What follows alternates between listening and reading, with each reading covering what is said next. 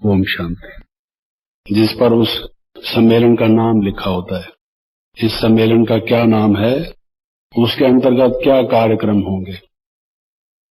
हमारे जीवन का अगर एक ही स्लोगन या मोटो हम मस्तक पर लिख दें, जैसे बर्तनों पर लिख देते हैं ना अच्छी तरह से, पहले यहाँ टैटू करा देते थे, किसी के हाथ पर ओम, किसी के हाथ पर हनुमान भी बना होता है, किसी के कुछ। अगर हमारे मन पर ये टैटू हुआ हो, टैटू माना ऐसा लिखा हुआ जो मिटे नहीं, दूसरा तो मिट जाता है, ये बच्चे से बूढ़ा हो जाएगा, लेकिन अगर वो हाथ पर ओम लिखा हुआ है तो वो लिखा ही रहेगा। अगर यही हमारे मन पर लिखा हुआ हो कि भगवान हमारा साथी है, हम उसके संग संग रहते हैं और वो हमारे संग अपने संग रहते हैं। अपने संग माना ऐसा नहीं कि वो अपना रहते हैं, हम अपना रहते हैं, ऐसा नहीं, वो भी हमारे संग रहते हैं। जब हम उनके संग रहते हैं तो वो हमारे संग रहते हैं। जब छोटा बच्चा रात को माँ के साथ सोता है, कितना खुश होता है कि मैं माँ के पास सोया पड़ा हूँ। और छोटा सा बच्चा अपनी टांग को माँ के ऊपर चढ़ाकर ये रात को खिसक न जाए, उसको काबू रखता है। क्यों? उसको ये है कि हम माँ के संग संग सोते हैं। जैसे हमारा ये है कि भगवान हमारा साथी है, तो ये बात अगर हमको याद रहे कि भगवान हमारा साथी है, हम उसके संग रहते हैं। लेकिन भगवान किसका साथी होगा, जरा सोचो। बात कह देना एक अलग चीज है, उस बात को गंभीरता से समझना और सोचना, ये परम अधिकार, ये श्रेष्ठ सौभाग्य किसको प्राप्त हो सकता है कि भगवान उसका साथी बने। आसान बात है। दुनिया में सबसे बिजीएस्ट, सबसे हाईएस्ट, ऊंचे से ऊंचा भगवान, महान से महान, वो कितनी विभूतियां गीता में बताई गई हैं। हाथियों में सबसे बड़ा ऐरावत है, पर्वतों में हिमालय है, और इस तरह से मंत्रों में ओम है, इत्यादि इत्यादि। तो भगवान इस तरह से सबसे बड़ा है, सब आत्माओं से श्रेष्ठ परमात्मा है, परम पुरुष है। हे अर्जुन, वो मैं हूं बताया हुआ, अपना परिचय दिया हुआ है। तो जो ऐसा सबसे महान है वो हमारा साथी है। ये क्या अधिकार हमें मिला, कैसे मिला? परमात्मा किसके साथ रहेगा? आप सोचिए, किसके साथ रहेगा? आपके अंदर से क्या आवाज आती है? जो उसके वफादार होंगे, फर्माबरदार होंगे, उसकी आज्ञा पर चलते होंगे, उसके बताए हुए नियमों का पालन करते होंगे, पवित्र होंगे, जिनके साथ उसका प्यार होगा और जिनका उसके साथ प्यार होगा। कोई भी दो दोस्त आपस में साथी होके चलते हैं तो कैसे चलते हैं? जब उनका आपस में स्नेह होता है। पति पत्नी जो एक बहुत गहरा संबंध है, उसमें भी वो डाइवोर्स दे देते हैं, कहते हैं ये जीवन साथी है। वो भी छोड़ जाते हैं जब वो देखते हैं कि उन दोनों में से किसी के चरित्र पर किसी को शंका हो, या कोई अनबन लड़ाई झगड़ा रहता हो, किसी का व्यवहार ठीक ना हो, तो कहते हैं कि हम इनके साथ नहीं रह सकते। तो भगवान हमारा साथी कैसे होगा? अगर हम उसके बताए हुए फरमान पर चलते होंगे। सिर्फ यही कह देना भगवान हमारा साथी है, इससे तो बात नहीं बनती। ये तो ख्याली पुलाव हैं, हवाई किले हैं। जैसे कोई सोचे मैं हवा में, ऊपर आकाश में एक प्लाट लूंगा, क्योंकि दिल्ली में डीडीए तो देती नहीं, प्लाट जमीन देती नहीं गवर्नमेंट इतने बड़े। तो वो शेख चिल्ली के मंसूबे बनाने लगे कि मैं इतना बड़ा जमीन खरीदूंगा, उस पर ये ऐसा ऐसा फ्लैट बनाऊंगा। तो जैसे शेख चिल्ली का हाल हुआ था, उसका भी वही होगा, सारा महल उसके सिर पर आकर गिरेगा। जो स्वप्नवत सोचेगा वो तो स्वप्न है। तो निश्चित रूप से ये हमारा सर्वश्रेष्ठ सौभाग्य है। इससे ऊंची दुनिया में और कोई प्राप्ति नहीं हो सकती कि भगवान जैसा साथी हमें मिला। भगवान स्वयं हमारा साथी बना। जब भगवान हमारा साथी बना तो गीता का अंतिम निष्कर्ष लास्ट जो श्लोक है जहां गीता जाके समाप्त होती है, 18 अध्याय जहां पूरे होते हैं, उसका ये कंक्लूजन है कि जिधर अर्जुन जैसा पुरुषार्थी होगा और भगवान जैसा उसका साथी होगा, विजय उधर होगी। अरे हम कितने भी विकारी सही, जन्म जन्मांतर के अपराधी सही, पापी सही, अजामिलों से भी ज्यादा खराब, गणकों से भी ज्यादा पतित, हम में से कैसे भी खराब संस्कार हैं, मैले कुचैले, हमारा मन बहुत ही दूषित, महाविकारी हम हैं, लेकिन अगर हमने भगवान के प्रति अपने को समर्पित कर दिया, वो जो उस्तादों का उस्ताद है, जो परम शिक्षक है, और जो उसने हमारा साथ दे दिया, उसने कह दिया मैं आपका साथी हूं। मनुष्य तो छोड़ जाते हैं, वादा तोड़ जाते हैं। आज कहेंगे आपको हम मदद करेंगे, जब वक्त आएगा कहेंगे हमने तब तो कहा था, हमारे पास पैसे थे, हमने सोचा था आपको दे देंगे, अब तो हम यूज कर बैठे हैं, हमारे पास है नहीं। कोई कहेगा तब तो हम जवान थे, हमारे बाजुओं में भुजाओं में बल था, अब तो हम बुजुर्ग हो चुके, बाल हमारे सफेद हो गए, अब तो हम कुछ कर नहीं सकते। कोई कहेगा हमारा फलां परिचित था, हमने सोचा था आपका काम करा देंगे, अब तो वो ट्रांसफर हो गया। ये मनुष्य के आधार पर अगर हम रहे तो हमारे जीवन का यही हाल होगा। इसलिए जीवन रूपी नाव के खेवनहार सब यही कहते हैं, और मनुष्य तो कोई न कभी डबो देता है, लेकिन वो एक परमात्मा ही है जो जीवन रूपी नाव को हमें इस पार से उस पार लगाए। वो उसके वचन सत्य हैं, वो सत्य स्वरूप है। उसने अगर हमें कह दिया है बच्चे मैं आपका साथ दूंगा, मेरा हाथ आपके ऊपर रहेगा, मैं आपका कल्याण करके ही रहूंगा, आया ही आपके लिए हूं, और हमने भी ये स्वीकार कर लिया, तो निश्चित रूप से हमारा कल्याण हुआ ही पड़ा। हम कैसे भी पतित हों, महापतित हों, पतितों के भी महामंडलेश्वर हों, हम महापन जिसको कहना चाहिए, रावणों के भी रावण जिसको कहा जाए, लेकिन जो परमात्मा का हो गया, परमात्मा ने जिसको साथ देने का एक संकल्प कर लिया, उसके संकल्प अमोघ हैं। परमात्मा के संकल्प अमोघ हैं, वो कभी भी टलते नहीं, उसमें कभी भी कोई रुकावट ठहर नहीं सकती। कोई व्यक्ति, कोई वस्तु, कोई परिस्थिति उसके रास्ते में रुकावट नहीं कर सकती। तो आप समझिए कि विजय आपका जन्मसिद्ध अधिकार हो गया। बाबा जो कहते हैं कि विजय हमारा जन्मसिद्ध अधिकार है, विजय किन का जन्मसिद्ध अधिकार है? ऐसे जन्मसिद्ध अधिकार है जिन्होंने ये दिव्य जन्म लिया है, अलौकिक जन्म लिया है, ईश्वरीय जन्म लिया है, ईश्वर की गोद ली है, और कहा है बाबा, मेरे बाबा, दिल की गहराई से, जिगर से, आंखों में अपने वो नीर धारण करके एक सच्चे मन से उसके आवाज निकली है बाबा, और बाबा ने कहा हाँ बच्चे, तो बस वायदा हो गया, एग्रीमेंट हो गया।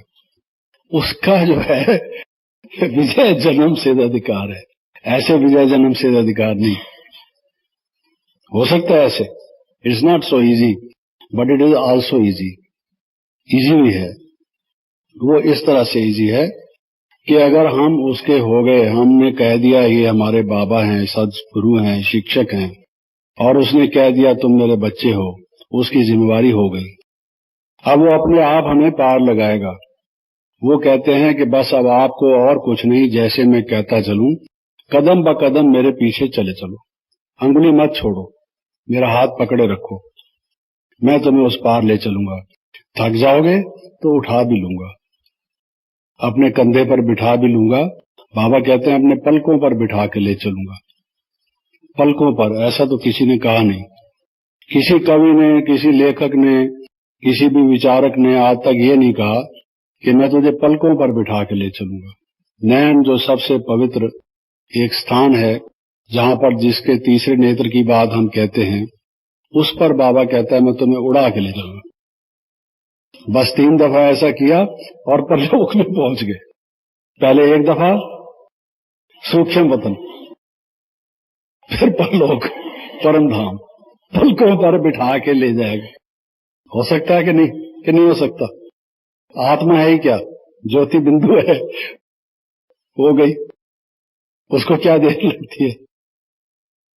तो तब हमारा विजय जन्म सिद्ध अधिकार है, अगर हमने उस परमात्मा का उस बाबा बनाकर उसको पिता समझकर जन्म लिया है। अगर वो जन्म ही नहीं लिया, कई दफा लोग कहते हैं ना, जा रे जा, अभी जन्म ले, जाकर आया है मेरे से लड़ने के लिए, जाके दूसरा जन्म ले, इस जन्म में तो तू कर ही नहीं सकता, बात ही नहीं। तो ये जन्म जो इस संगम युग में, पुरुषोत्तम संगम युग कहते हैं, किस मुहूर्त में जन्म हुआ? ब्रह्म मुहूर्त श्रेष्ठ माना जाता है। ये ब्रह्म मुहूर्त है, ब्रह्मलोक से शिव बाबा आए हैं प्रजापिता ब्रह्मा के तन में। पुरुषोत्तम संगम युग मोस्ट ऑस्पिशियस है, अत्यंत कल्याणकारी युग है। उसमें हम इतने सौभाग्यशाली जो हमने जन्म लिया है। जो श्रेष्ठ जन्म लेता है किसी धनी मानी के पास, जिसका बहुत यश हो, जिसके पास बहुत धन हो, स्वास्थ्य हो, सुख हो, सुविधा हो, सब प्रकार की, लेकिन शिव बाबा जो ये सबको देने वाले हैं, उनके पास हमारा जन्म हुआ। प्रजापिता ब्रह्मा जो सृष्टि के आदि पिता हैं, भृगु ऋषि हैं, जो भाग्य की रेखा बनाने वाले विधाता है। ब्रह्मा के कई नाम है, विधाता भी उसी का नाम है। तो वो जो विधाता है, भाग्य विधाता, दाता और विधाता, जो हमारी किस्मत को बना दे, लिख डाले हमारी किस्मत। हर कोई अपनी, कहते हैं, भगवान से लिखवा के लाए अपनी किस्मत। तो जो आपने जन्म लिया है, आपकी तकदीर की रेखा खिंच गई, ब्रह्मा बाप ने बना दी। लेकिन वो डिपेंड किस पर करती है? वो हमारी हस्तरेखा किस पर डिपेंड करती है? हमारे मस्तक रेखा किस पर डिपेंड करती है? जितना हमारे मन की गहराई से ये निकले बाबा, प्यारे बाबा, ऊपरी ऊपरी नहीं, जिगर से, बहुत ही जैसे बच्चा, जैसे बाबा कहते हैं आप मेरे सिक्की लदे बच्चे हो, तो हमें भी अपना ऐसा महसूस हो कि बाबा भी हमें बहुत सिख से मिला है, जिसको हमने जन्म जन्मांतर ढूंढा था। तो वो ऐसा जिसकी धारणा हो, ऐसा जिसका जन्म हुआ हो, ऐसा जो खुश नसीब हो, भगवान उसका साथी है। और जिसका वो साथी है उसकी विजय हुई पड़ी है, चिंता करने की जरूरत ही नहीं। अगर की हो तो आज से लेके छोड़ दो चिंता करना, कभी भी चिंता मत करना। हम जो हैं बच्चे, वो चिंता नहीं, चिंता मणि है। चिंता मणि माना ऐसा मणि जिसको अगर आप पहनो अंगूठी में, जिससे चिंता समाप्त हो जाए। तो हम लोग तो ऐसे हैं जो दूसरों की चिंताओं को भी समाप्त करने वाले हैं। स्वयं की चिंता करने की तो जरूरत ही नहीं, हमने तो अपना दे दिया भविष्य उसके हाथ में। हमें क्या जरूरत है इस अपने किसी भी बात को सोचने की? तो भगवान उसका साथी है। तो आप सोचिए, अगर हम झूठ बोलेंगे भगवान हमारा साथी होगा? वो सत्य है। और अगर हम झूठ बोलें, अगर हम अभिमान करें, और वो कहता है मैं आपका मोस्ट ओबीडिएंट सर्वेंट हूं, वो कहता है मैं आपका मोस्ट ओबीडिएंट सर्वेंट हूं। बच्चे कहते हैं मैं गुलाम, मैं गुलाम, मैं गुलाम तेरा, मुरली में आता है। और बाबा कहता है नहीं बच्चे, मैं गुलाम, मैं गुलाम, मैं गुलाम तेरा। बच्चे जो आप कहो मैं करने के लिए तैयार हूं। इतना बड़ा बाप, और वो ये कहता है कि मैं आपका गुलाम हूं। और हम किसी को कहते हैं जाओ रे जाओ, तुमने क्या समझ रखा है, हम तेरे कोई गुलाम है क्या? पैसे से खरीदा है कि हमको? नहीं करते हम, जाओ। और वो भगवान कहता है कि नहीं, मैं आपका गुलाम हूं। आप बच्चे जो कहोगे उस आपके लिए सब कुछ करने को तैयार हूं। तो किस लिए? अगर हमारी धारणा ऐसी होगी जो उसके गुणों के विपरीत होगी, उसकी पर्सनैलिटी के कंट्राडिक्ट करती होगी, उसके समान नहीं होगी। इसलिए कहते हैं बार बार बाप समान बनो, बाप समान बनो। अगर बाप समान नहीं बनेंगे तो भगवान साथ छोड़ जाएगा। Agreement subject to certain conditions होता है। कोई भी वायदा हम करते हैं किसी के साथ, हम कहते हैं अगर आप ऐसा करोगे, अगर ये करोगे, अगर ये करोगे, तो मैं भी ये करूंगा, ये करूंगा, ये करूंगा। अगर आप नहीं करोगे तो फिर मैं भी फ्री हूं, मेरा भी कोई कंडीशन नहीं।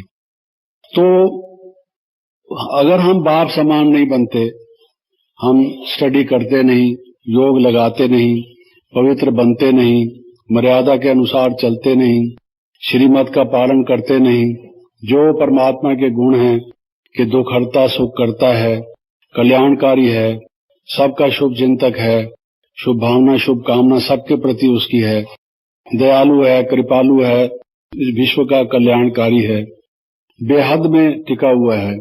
हमारे अगर वो गुण नहीं हैं तो ये जो गीत है ये फिर उसके जीवन में सार्थक है जिसके जो भगवान के समान बनता है। क्योंकि जिनका आपस में विचारों का मेल होता है, मेल कई तरह का होता है, एक होता है विचारों का मेल, एक होता है संस्कारों का मेल, एक होता है व्यवहार का मेल, कई तरह का मेल होता है। तो मेला मनाते हैं हम, मिलन मनाते हैं। मिलन कई तरह का होता है। कई लोग जो कहते हैं हमारा परमात्मा से योग नहीं लगता, योग माना मिलन, आत्मा का परमात्मा से मिलन ही योग है। ऐसा सुंदर मेला और दुनिया में कोई होता नहीं जो आत्मा और परमात्मा का होता है। बाबा सागर और नदियों की मिसाल देते हैं, वो तो है जब बाबा हमसे मिलते हैं, लेकिन जो आत्मा और परमात्मा का मेला है वो सबसे सुंदर मेला है। उससे अधिक सुंदर मेला और कोई नहीं। उसमें जो रिमझिम है, मैं भी लाइट वो भी लाइट, आपने अनुभव किया होगा कि जब बिंदु रूप स्थिति में हम होते हैं बिल्कुल लाइट और माइट होते हैं और हमें शरीर का अनुभव भी नहीं रहता। सामने जो हमारे बैठे हों, आंखें हमारी खुली हों, लगता है कि ये भी सब लाइट हैं, जैसे जोत जग रही हैं, और चारों तरफ लाइट के सागर में हम बैठे हैं और उस शिव बाबा की याद में हमारा मन टिका हुआ है। शरीर के रूप से बैठे हुए यहाँ, मन हमारा वहाँ है और जहाँ पर लाइट ही लाइट है और उस लाइट में शिव बाबा हैं और वहां से लाइट और माइट हमें मिल रही है और हम पर उतर उतर कर सारे विश्व में फैल रही है। वो कैसा सुंदर मिलन होगा, कितना सुंदर मिलन होगा। साइलेंस का वो मिलन, वो अनुभूति कितनी सुंदर होगी। तो वो मिलन कई लोग जो कहते हैं हमारा नहीं होता, क्यों नहीं मिलन होता? क्योंकि मिलन तब होता है जब पहले तो विचार मिलन हो, विश्वास मिलन हो, बुद्धि का मेल हो। इसलिए सबसे पहले हम किसी को 1 वीक कोर्स कराते हैं, उसके बिना योग नहीं उसका लगता। क्योंकि पहले जब तक बिलीफ्स, हमारे जो विश्वास है, परमात्मा की जो बुद्धि है, जो उसका नॉलेज है, अगर वो हमारी बुद्धि दिव्य ना हो तो हमारी बुद्धि का मेल उसकी बुद्धि के साथ मिलेगा नहीं, तो योग लगेगा कैसे? इसलिए बाबा कहते हैं कि जो ये सारा आप सुनते हो इसमें आपका निश्चय है। जब उसमें आपका निश्चय होगा, जो ज्ञान शिव बाबा में है वो ज्ञान आप में होगा, ये पहले मेल होगा, तब मिलन होगा। तो ये मिलन की, योग के लगने की पहली कंडीशन ये है कि निश्चय, उस ज्ञान को प्राप्त करना और उस ज्ञान को प्राप्त करके उसमें निश्चय होना। जितना जिसका अटल निश्चय है, अडोल निश्चय है, उतना उसका मन भी जो है वो पूरे रूप से स्थिर होगा, टिका रहेगा, एकाग्र हो जाएगा, इधर उधर हलचल उसमें नहीं होगी। ये पहला मिलन है। दूसरा है वैचारिक मिलन, मनोमिलन जिसको कहा जाता है। अब हम सब ने ज्ञान तो ले लिया, बुद्धि की दृष्टि से तो हम सब का मेल है, ज्ञान तो हम सब एक ही लिए हुए हैं और एक ही बात मानते हैं, हमारा पिता कौन है, हम कौन है। लेकिन कई दफा विचार हमारे नहीं मिलते, कोई सेवा करनी है, कोई कार्य करना है, विचार नहीं मिलता, बार बार विचार नहीं मिलता, बार बार विचार नहीं मिलता। कई दफा विचार न मिलने से गलती हम ये कर बैठते हैं, हमारे स्नेह में कमी आनी शुरू हो जाती है। हम कहते हैं भाई ये तो विचारों का टकराव है। तो विचार भी अगर मिलते होंगे, बुद्धि अगर हमारी मिलती होगी, विचार भी अगर हमारे मिलते होंगे, तो ये दूसरा मिलन होगा।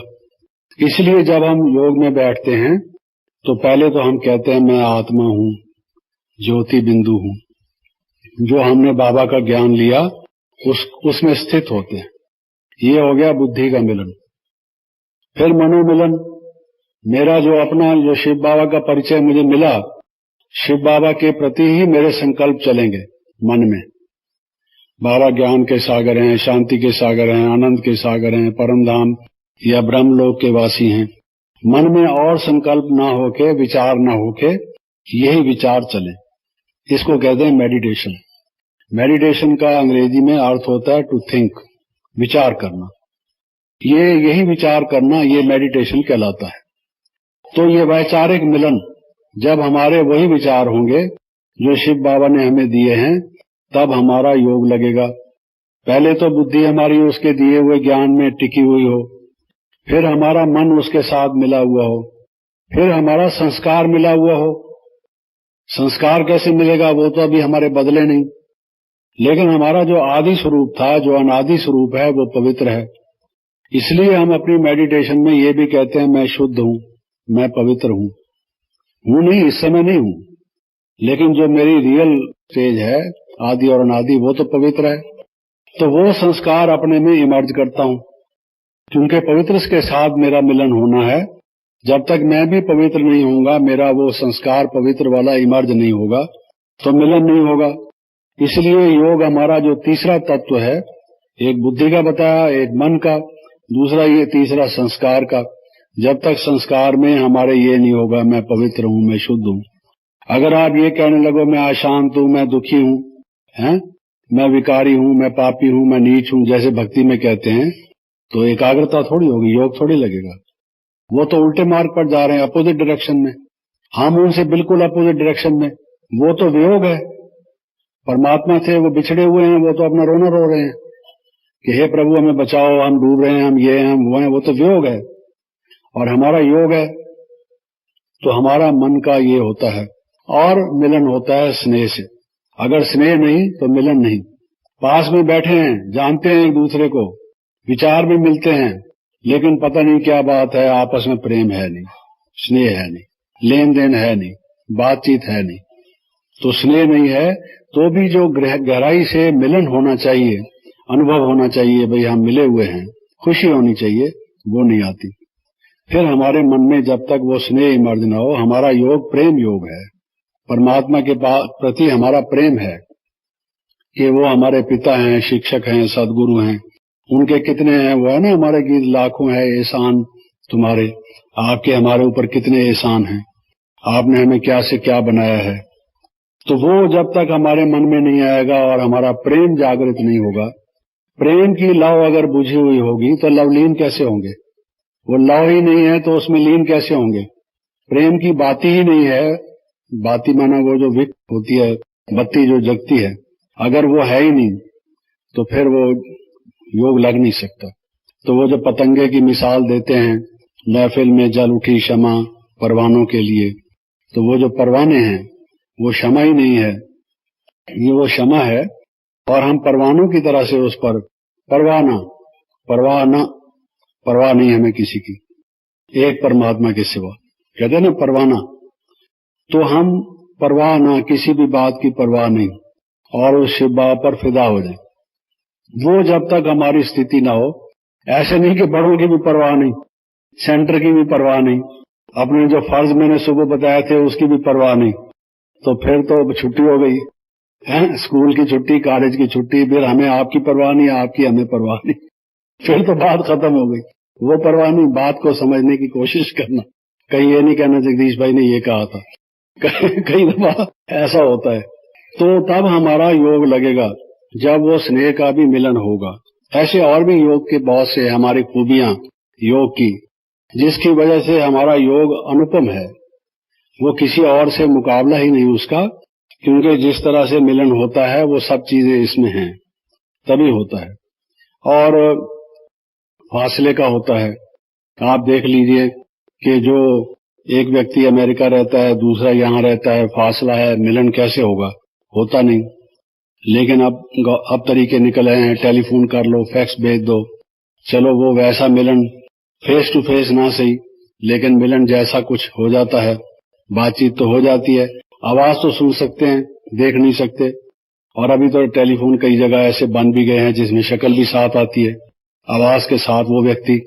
पहले तो छिप के गुस्सा करता था, मैंने ऐसा कहा, क्या करता है तू, ये बोला मत कर ऐसे।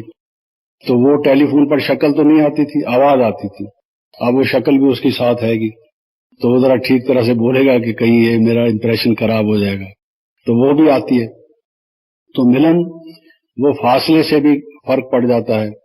तो ये बेतार की तार, आत्मा का परमात्मा से मिलन, जो हमारा एक स्नेह से जो तार जुट जाए हमारी परमात्मा से, उस थॉट से, संकल्प से, क्योंकि thought is the greatest energy, the fastest energy. सबसे तेज जो शक्ति है वो संकल्प है। संकल्प की गति तीव्रतम है। इससे ही तो आप मापते हैं किसी चीज की गति। तो इससे इसका मतलब यह सबसे सूक्ष्म तो ये है ना, और सबसे तेज तो ये है। लाइट तेज है, लाइट से तेज तो ये है संकल्प, जो लाइट की गति को भी माप लेती है। तो इससे हम आत्मा का परमात्मा से कनेक्शन जोड़ते हैं। उस जो योग, उसे हम योग कहते हैं, उससे हमारा मिलन होता है। लेकिन वो मिलन मैं ये कह रहा था तभी होगा, वो परमात्मा का साथ, वो संग हमें तभी होगा जब वो हमारे में ये क्वालिटीज होंगी, उस जैसे विचार, उस जैसे संस्कार, व्यक्तित्व, उस जैसे हमारे जो व्यवहार जैसे वो कहता है, जो ज्ञान हमें वो देता है, तब वो परमात्मा हमारा साथी होगा और हम उसके संग संग रहते होंगे, वो हमारे संग संग रहता होगा। अगर हमको ये महसूस हो वो हमारे साथ है, तो हमारा बोलचाल, हमारी धारणा फौरन ही बदल जाए, बदली रहे। वो क्या कहेगा, क्या सुनेगा? आपके साथ कोई जिज्ञासु नए नए चल रहे हो, आपको मन में गुस्सा भी आता हो किसी के प्रति, तो आप क्या कहेंगे? वो सुन लेगा, उस पर इंप्रेशन खराब पड़ेगा, डिस्टर्बेंस हो जाएगी, चुप कर जाएंगे, अच्छा पीछे बात करेंगे, अभी छोड़ दो, नहीं तो उसकी डिस्टर्बेंस हो जाएगी। सोचते हैं ना? अब परमात्मा हमारे साथ है, हम गुस्सा करेंगे? हम किसी से नाराज होंगे, मनमुटाव करेंगे, उसको सहयोग ना देने की बात सोचेंगे, उससे लड़ाई झगड़ा करने की बात हमारी होगी, किसी के साथ अनुचित व्यवहार या अन्याय हम करेंगे? जब वो हमारे साथ है, देख रहा है हमें, हम क्या कर रहे हैं, ये मत भूलो। अगर ये आपको याद रहे कि वो हम उसके संग संग रहते हैं, वो भी हमारे संग रहते हैं और वो हमारा साथी है, तो फिर सारे पुरुषार्थ अपने आप ही रेल की पटरी पर ठीक तरह से, बड़ी सुपरफास्ट ट्रेन से भी सुपरफास्ट चलेगा। सुपरफास्ट तो सुपर लेट पहुंचती है, लेकिन ये बिल्कुल ठीक पहुंचेगी, गाड़ी अपनी मंजिल पर जाके पहुंचेगी। ये हमारा पुरुषार्थ होना चाहिए। उसमें भी जो ये सारी बात है, मैं जो कह रहा था कि हमारे जो मन के दोष हैं, क्योंकि तीन चीजें होती हैं, मल, आवरण और विक्षेप। एक होता है मल, मन पर जो मैल चढ़ा हुआ है, जन्म जन्मांतर का मैल चढ़ा हुआ है, बुरे काम करते करते करते करते उस पर जैसे किसी चीज पर लेयर्स लेयर्स लेयर्स आ जाती है, एक के ऊपर एक, तह पर तह जम जाती है। मिट्टी किसी ने साफ नहीं की, कोई बाथरूम साफ नहीं करता और उसमें वो काई जम जाती है और उस पर लेयर्स आ जाती हैं। या कहीं पर भी कुछ ऐसी जगह जहां सफाई कुछ समय से ना हुई हो, क्या हालत उसकी होती है। तो ये भी जो हमारे आत्मा पर जन्म जन्मांतर का मैल है, उसकी लेयर्स हैं, 63 जन्म की लेयर्स हैं। उनको सारा कुरेदना पड़े, खोदना पड़े, खोद के सारा निकालना पड़े। ये जो मुलम्मा है चढ़ा हुआ, एलाय जो है, उसको निकालना पड़े, भट्टी से पिघलाना पड़े और उसको बाहर निकालना पड़े। तो वो एक होता है मल, जो जन्म जन्मांतर का हमारे ऊपर चढ़ा हुआ है। दूसरा होता है आवरण। जैसे मान लो कोई लाइट है, लाइट जग रही है, उसके ऊपर आपने कोई चिमनी चढ़ा दी, या आपकी खिड़कियां हैं शीशे की, उससे लाइट आती है, आपको डिस्टर्बेंस होती है, आप कहते हैं ये लाइट ना आए, तो आप आगे पर्दा लटका देते हैं, भाई पर्दे से वो लाइट जो है मध्यम पड़ जाएगी। ये आवरण है, इसको आप हटा भी सकते हैं, लगा भी सकते हैं। ये मल नहीं है, ये आवरण है, उस पर पर्दा है। तो मन पर कई दफा अज्ञानता का पर्दा, जिसको बाबा कहते हैं सूरज के सामने बादल आ जाता है थोड़े समय के लिए।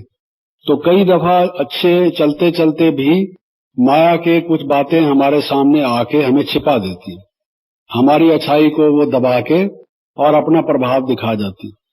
अब सूर्य का ग्रहण आप देखते हैं, चंद्रमा का ग्रहण आप देखते हैं, पृथ्वी जब बीच में आती है तो वो भी काले दिखाई देते हैं, उसके आसपास वो दिखाई देता है, तो होता थोड़ी है, लेकिन उसकी परछाई जो लाइट कट हो जाती है, वो उस तरह का आवरण जैसा आ जाता है। तो ये कुछ समय के लिए ये फिर भी आ जाते हैं, इस तरह की जो बातें। तीसरा, कोई बाहर परिस्थिति से नहीं, किसी व्यक्ति के द्वारा नहीं, अपने ही मन में अपने आप जो विक्षेपता हमारी आती है, मन में दोष कोई आ जाता है। कोई कहेगा आप भाषण करो, हम में आएगा नहीं नहीं हम तो अच्छा भाषण नहीं कर सकते, हम नहीं करते, दूसरे को चांस दे दो, हम भाषण नहीं करेंगे और कोई काम करेंगे। तो क्यों नहीं करोगे? नहीं हमारा मन नहीं है, अपने में कॉन्फिडेंस नहीं होगा, सेल्फ कॉन्फिडेंस नहीं होगा, मन ऊंचाहट होगा, या ये होगा कि हमसे तो दूसरे अच्छे हैं, हम तो किसी काम के नहीं, आ तो गए बाबा आपके लाए हुए, हम हैं तो सही, लाई कदा आए थे कदा ले चली चले, ना अपनी खुशी से आए थे ना अपनी खुशी चले। तो ये ऐसा महसूस होगा कि आ तो गए हम, लेकिन वो खुशी नहीं। अब जब दूसरे को चांस दे दिया और दूसरे ने कर लिया तो लगेगा ये तो मैं भी कर सकती थी, मेरे को चांस मिला नहीं, गंवा दिया। दूसरी दफा आएगा, वो टीचर कहेगी इसको छोड़ दो, ये मना कर देती है वक्त पर, अभी मान भी जाएगी तो लास्ट मोमेंट कहेगी मेरे सिर में दर्द है, मेरी तबीयत खराब है, मैं नहीं करती, इसको छोड़ दो।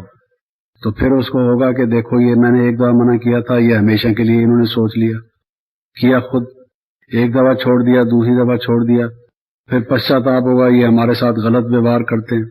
गलत व्यवहार करते हैं लेकिन शुरुआत अपने आप हम करते हैं, मना कर देते हैं। भाई करोगे तो अभ्यास होगा, प्रैक्टिस होगी। दूसरा भी कोई अच्छा करता है तो अभ्यास किया है उसने, मेहनत की है, सोचा है, तैयारी की है, आप भी करो तो बाबा मदद करेगा आपकी। लेकिन आप करोगे ही नहीं, करने वाले की विद्या है, वो कहते हैं भाई जो प्रैक्टिस करेगा वो practice makes a man perfect, perfection तो प्रैक्टिस से आती है। आप प्रैक्टिस ही नहीं करोगे तो कैसे होगा? तो फिर और अपने में निराशा आएगी, पता नहीं मैं गलत फैसला कर बैठती हूँ, मैंने उसको मना कर दिया था, मेरे दिमाग को पता नहीं क्या हो गया था। तो अपने जो हित चाहने वाले, भला चाहने वाले होंगे, नहीं नहीं हम तुम्हें मदद करेंगे, तू अच्छा भाषण करती है, किसने कहा है, चल तू 10 मिनट कर ले, 15 मिनट मत करना, ये बात बोल देना। बस नहीं कह बैठे, जिद कर बैठे तो नहीं करना तो नहीं करना, और उसके बाद फिर पछताते रहना, तो क्या उसका फायदा होगा? वो थोड़े समय के लिए मन में अपने ही अंदर से विक्षेपता आ गई। वो जो मन जो ठीक था, स्थिर था, अपने में कॉन्फिडेंस को हमने खो दिया, या और कोई संकल्प आ गया, हम तो ज्ञान में नहीं चल सकते। क्यों? मुझे 5 साल 3 साल हो गए हैं, योग तो मेरा लगता नहीं, मैं तो योगी बन नहीं सकती। ये सारे लोग कहते हैं बिंदु रूप अवस्था में स्थित हो, योग की ज्वाला जगाओ, ज्वालामुखी बनो, और ये लाइट और माइट हाउस बनो। मेरे को तो जरा भी अनुभव नहीं, पता नहीं, मैं वो उस जीवन से भी गई, इस जीवन से भी गई, मेरा तो योग, मुझे तो कुछ लग ही नहीं रहा कि मैं कोई बन जाऊंगी। माँ बाप ने कहा मैं आ गई, या टीचर ने कहा, या दूसरों की देखा देखी में आ गई, छोड़ो छोड़ो मैं अब अपने जीवन का फैसला कर लूं, लेट न करूं, अब भी कर लूं तो अच्छा है। अरे इतने खुशनसीब, भगवान तुम्हें साथी के रूप में मिला है, उसको तुमने हाथ दिया है, तुम्हारा इतना महान भाग्य है, इतना करोड़ों में से चुन लिया भगवान ने, ये कोई कम बात नहीं है। और क्या सोच रही हो? फिर पछताना उसके बाद गलत सोचकर। तो ऐसे ऐसे निकम्मे संकल्प जो हैं, थोड़ी देर के लिए बेकार, जो गिराने वाले, अपने आप को खुद ही अपने अंदर से निकले हुए। कोई कहेंगे भाई क्या बात हुई है, किसी ने कुछ बोला है, कुछ कहा है? नहीं, तो क्या है? कुछ नहीं ना, मेरा अपना ही है ना। वो बोलेगी ये मेरी अपनी ही गलती है, मुझे किसी ने कुछ नहीं कहा। अरे क्या अपने से तेरे को आज हुआ? सुबह तो तू ठीक थी, हंस बैल रही थी, फिर क्या हो गया? कहती है यही तो मैं खुद अपने को समझती नहीं, मेरे को क्या होता है, अपने आप ही कुछ मुसीबत हो जाती है।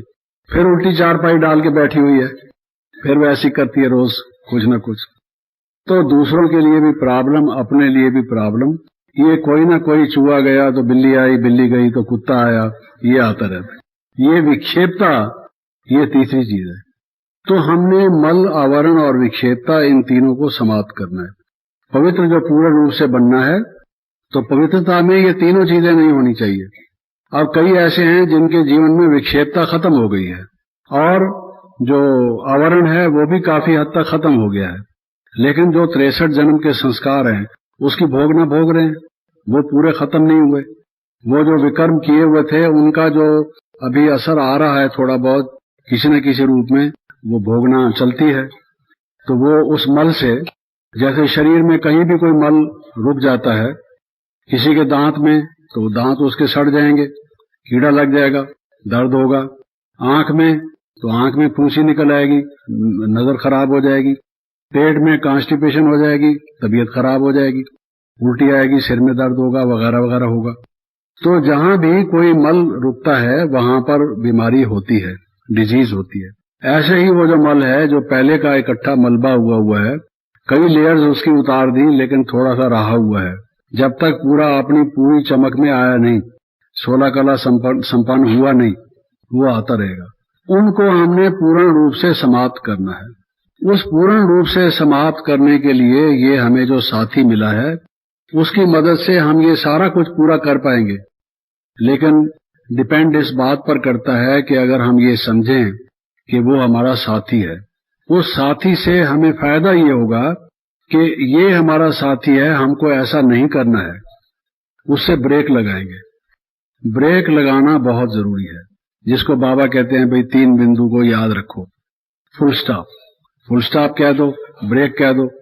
तो वो ब्रेक और फुल स्टॉप इजी हो जाएगा अगर हम ये सोच लें कि भगवान हमारा साथी है, हम उसके संग संग रहते हैं।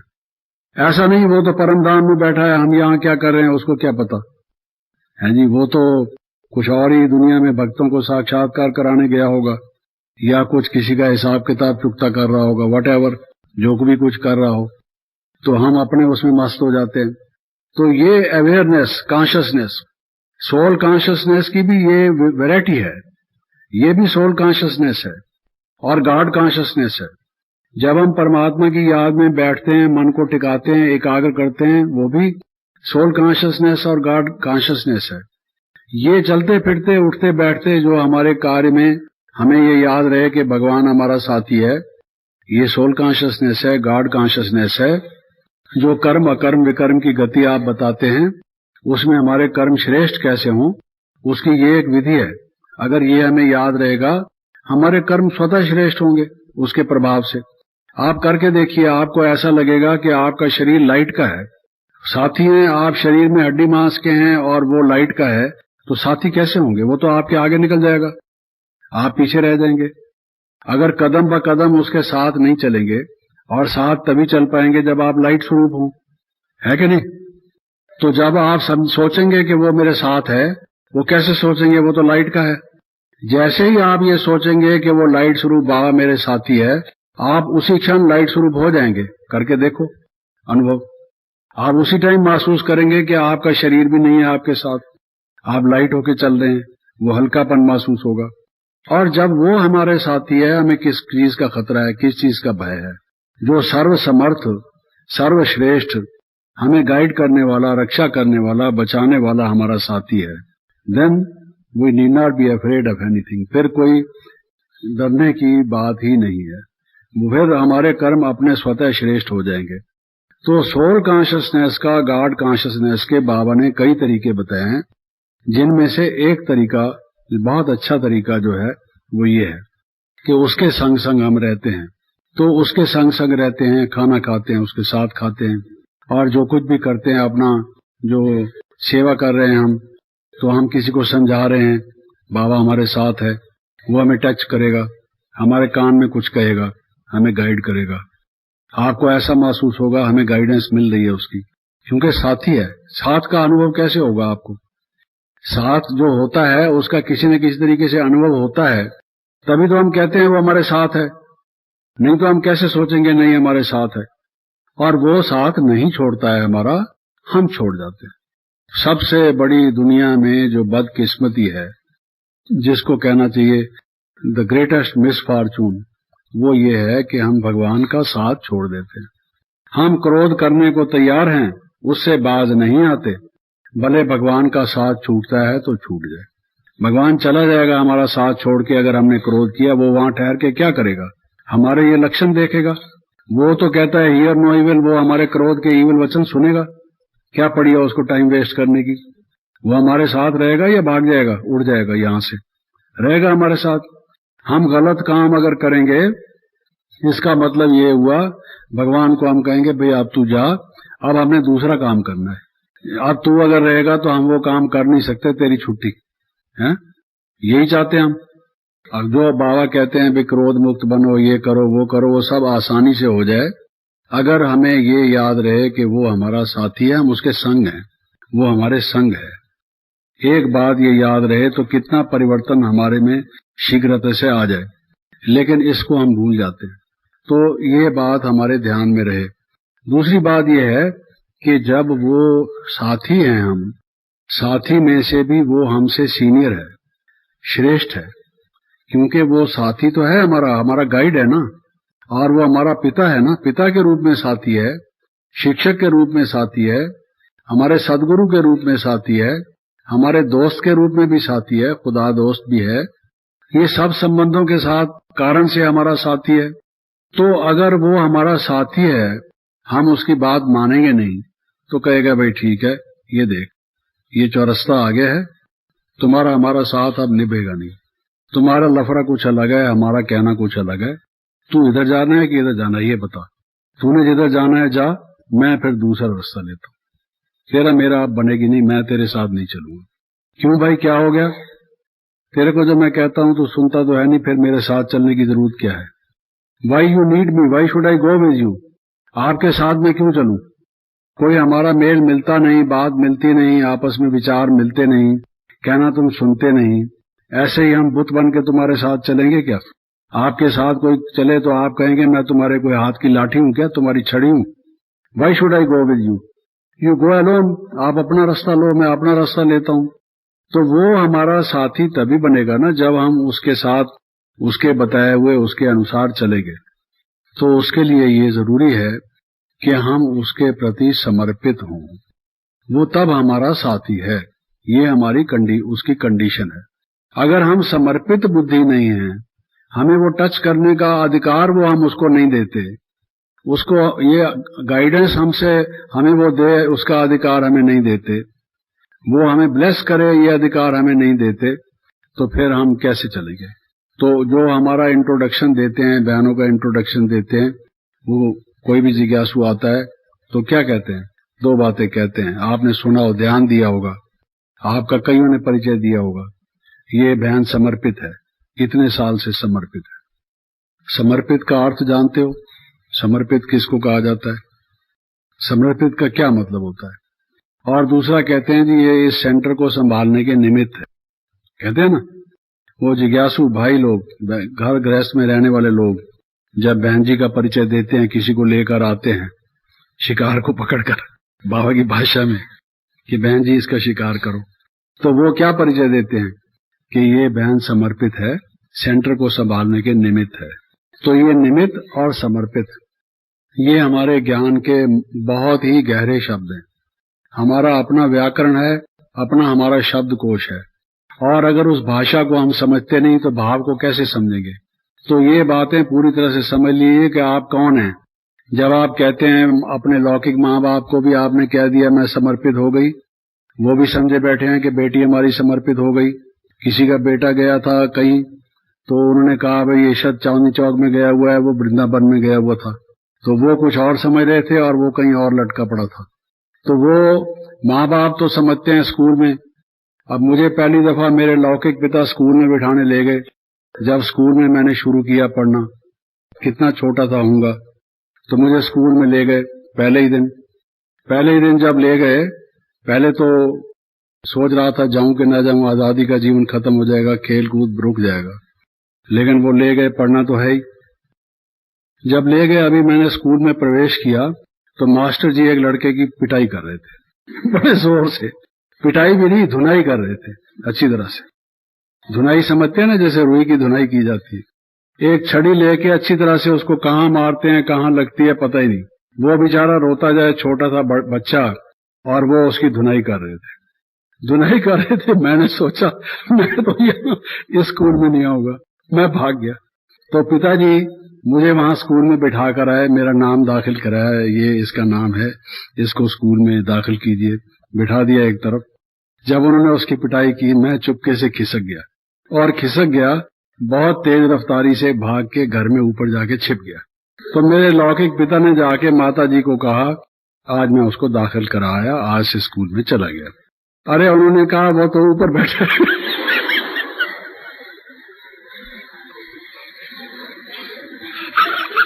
तो तुमने उसको स्कूल में कहाँ दाखिल करा है?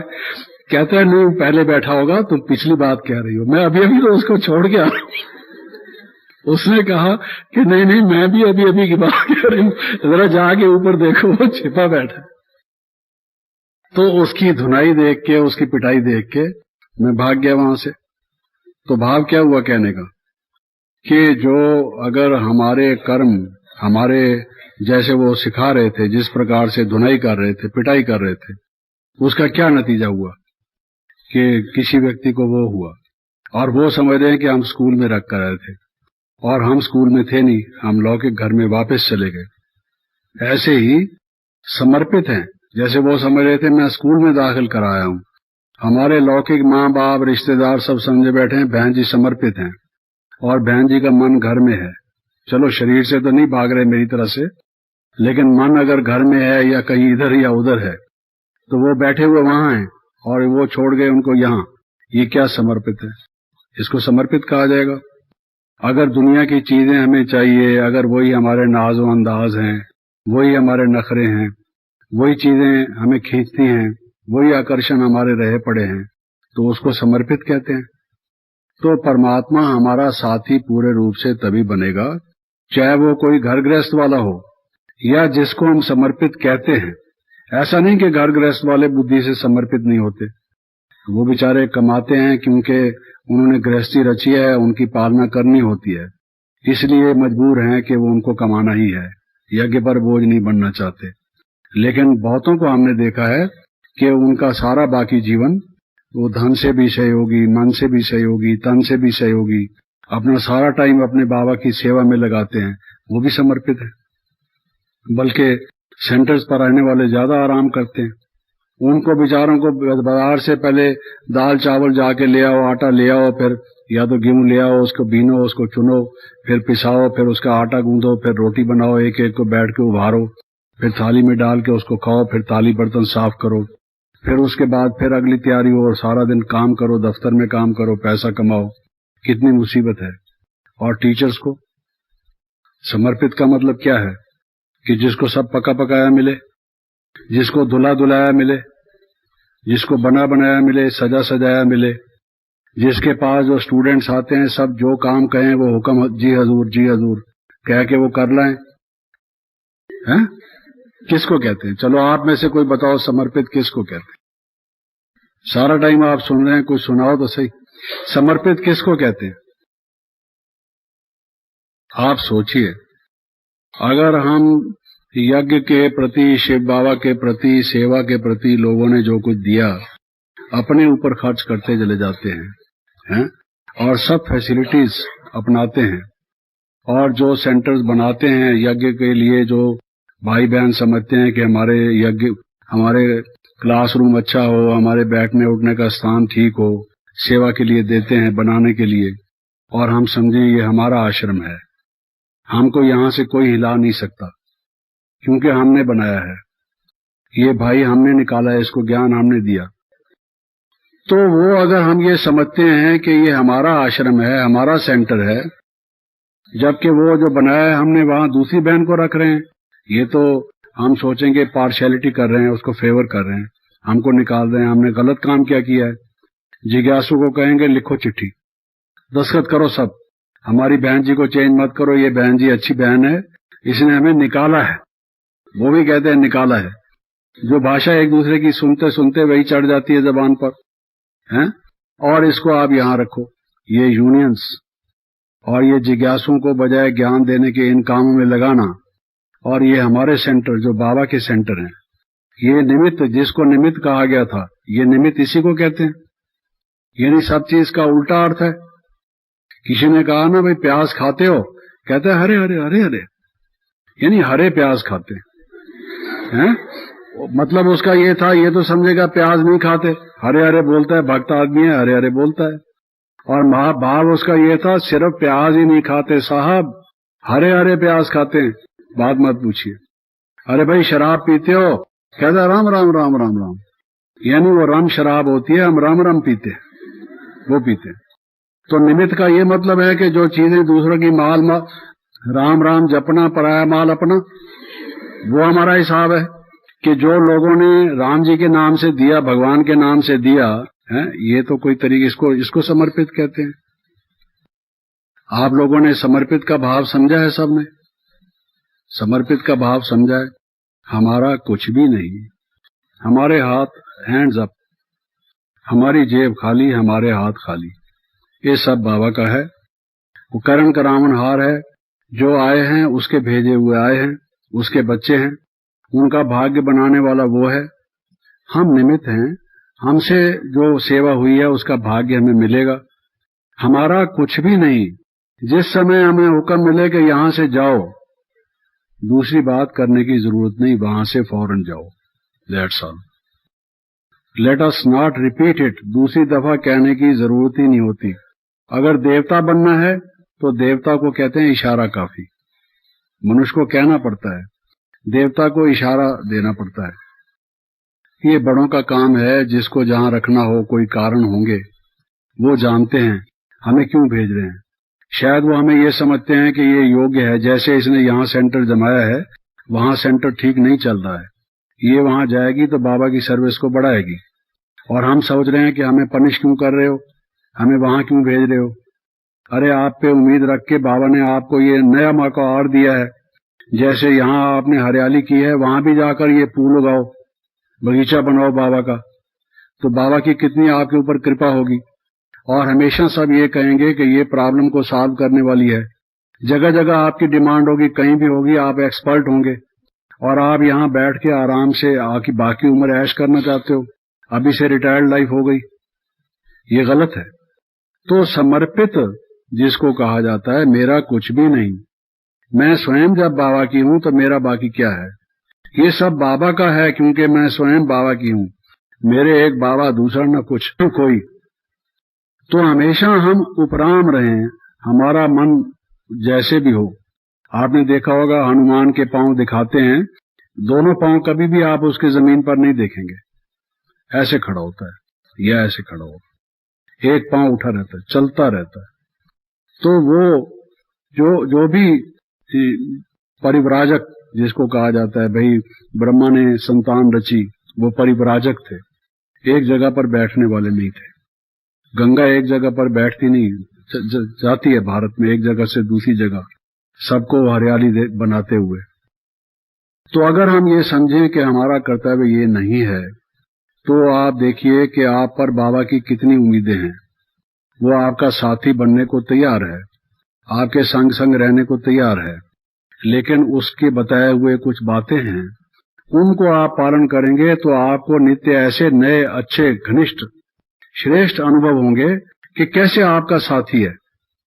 सिर्फ कहने मात्र नहीं, आपको यही महसूस होगा कि बाबा ने कैसे हमारा साथ दिया, हमें कैसे बचाया वक्त पर, कैसे गाइडेंस दी। जो बात हमारे मन चित्त में नहीं थी उसने हमें टच की, और जो अनुभव हमें पहले नहीं थे अब वो नए नए अनुभव कराए। आपको चाहिए क्या? आपको घर में रेफ्रिजरेटर चाहिए, एयर कंडीशनर चाहिए, गद्देदार पलंग चाहिए, या मार्बल वाले फ्लोर चाहिए, या कुछ अच्छे अच्छे बाथरूम लैट्रिन बने हुए श्रेष्ठ मॉडर्न टाइप के चाहिए, या आपको स्वयं भगवान को साथी बना के नए नए अच्छे अच्छे योग के गहरे गहरे अनुभव, कोई सिद्धि, कोई उसके द्वारा प्राप्त होने वाली शक्ति चाहिए? क्या चाहिए? Decide for yourself. एक तरफ वो चुन लो, क्या चाहिए। भाई वो दुर्योधन भी गया और युधिष्ठिर भी गया, तो उसने कहा क्या चाहिए? उसने कहा जी पहले इनसे पूछ लो। उसने कहा मुझे आपकी सारी सेना चाहिए। दुर्योधन ने कहा अच्छा तथास्तु, तुझे मिलेगी सारी सेना। युधिष्ठिर ने कहा जी मुझे कुछ नहीं चाहिए, मुझे आपका साथ चाहिए, दैट्स ऑल। आपकी मार्ग प्रदर्शना चाहिए, आपकी छत्र छाया चाहिए, आपका आशीर्वाद चाहिए, आपकी मार्ग प्रदर्शना, आपकी गाइडेंस चाहिए, दैट्स ऑल। तो विजय किसकी हुई? सारी महाभारत का सार क्या है? जिधर साक्षात भगवान स्वयं थे, सारी सेना, नारायणी सेना जो उसको कहते हैं, वो सारी सेना उस तरफ थी, लेकिन वो उस तरफ था अकेला। विजय किसकी हुई? उसकी हुई। तो क्या चाहिए ये सोच लो, क्या चाहिए। You have to select for yourself, जज फॉर योरसेल्फ। वो कहते हैं विद्यार्थी नाम कुतो सुखम, सुखार्थी नाम कुतो विद्या। जो विद्या पढ़ना चाहता है वो अगर सुख के जीवन, ऐश व इशरत के जीवन, नरम गदेलों वाले जीवन जीना चाहता है, अगर जीवन में ऐश व इशरत चाहता है, तो फिर उसका विद्या नहीं अध्ययन कर सकता। विद्या से जो सुगंधी आती है, विद्या का जो एक सार निकलता है, जो उससे इतर एसेंस निकलता है, वो उसको प्राप्त नहीं हो सकता। मेहनत करो, मेहनत करो, मेहनत करो। वो मेहनत नहीं जिसको बाबा कहते हैं भाई मैं बच्चों की मेहनत नहीं दे सकता, नॉट दैट। लेकिन अध्ययन करो, योग का अभ्यास करो, सेवा में अपना दिन रात लगाओ। ये जो हमारा जीवन है, इसमें लगो, बनिस्बत इसके कि भाई ताजमहल आगरा बनाने की कोशिश करो, वो बना के और फिर उसमें फंस जाओ। पढ़ना है, उड़ती कला में जाना है, फरिश्ता बनना है, तो ये सब लगाओ, झुकाओ, इन चीजों के प्रति आकर्षण, ये तेरा मेरा, ये इनको छोड़ के जब हम उपराम चित होंगे और सब बाबा का है, हमें कुछ नहीं चाहिए, जब ये हमारे मन की स्थिति होगी, तब हम अपनी मंजिल पर पहुंचेंगे, तब भगवान हमारा साथी है, विजय हमारी निश्चित है। ओम शांति।